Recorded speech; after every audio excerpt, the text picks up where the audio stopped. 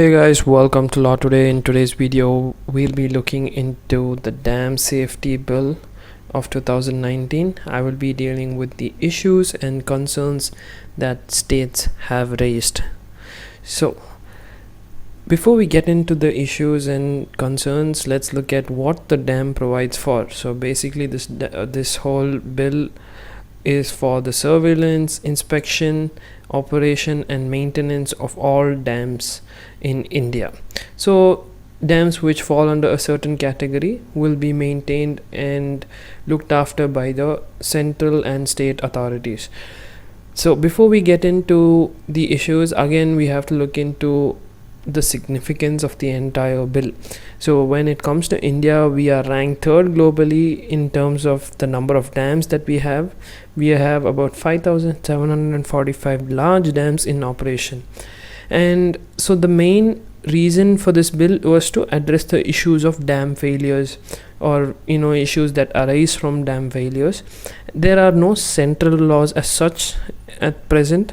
This is the first central law which is going to govern the dams in India.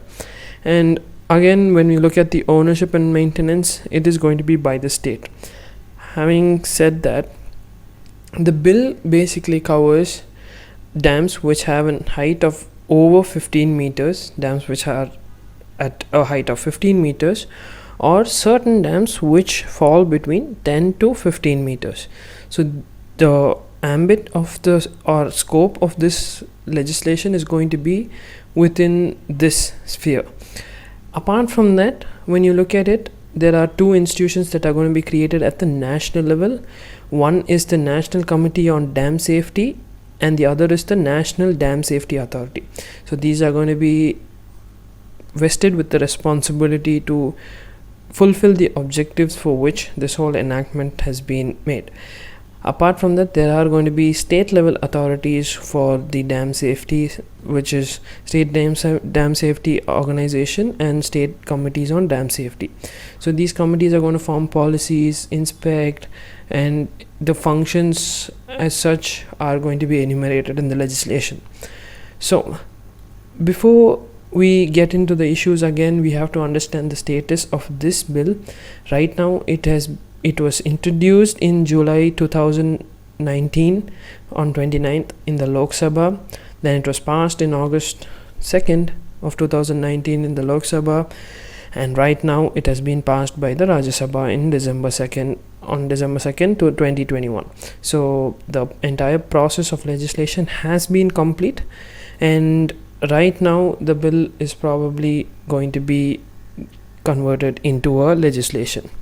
So now the main issue that we have here is encroachment upon the sovereignty of the state. So the state has certain powers or certain functions which only it can perform. So we have the three lists which I will be talking to you about in the next slide.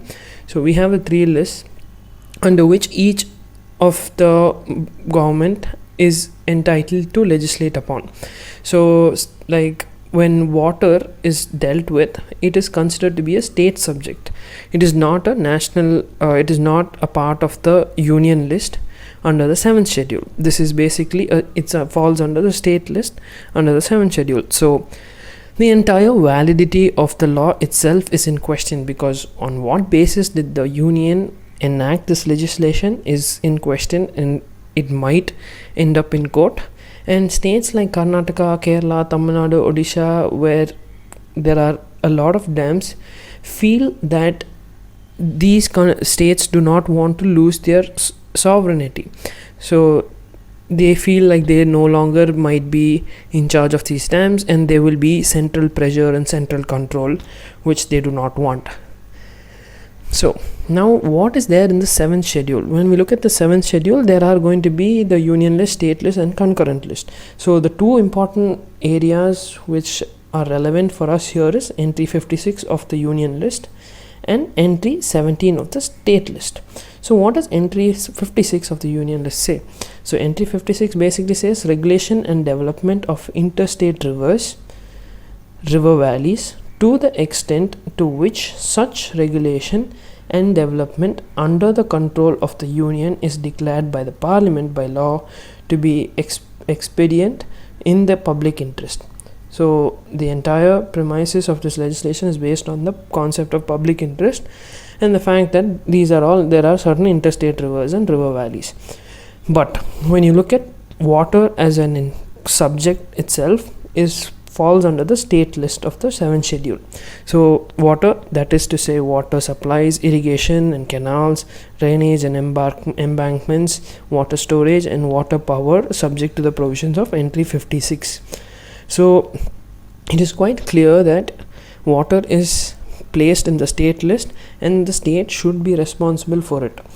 Now, since the center is going to be intervening in the entire dam safety bill because of the bodies that it's created, states are now worried about their sovereignty.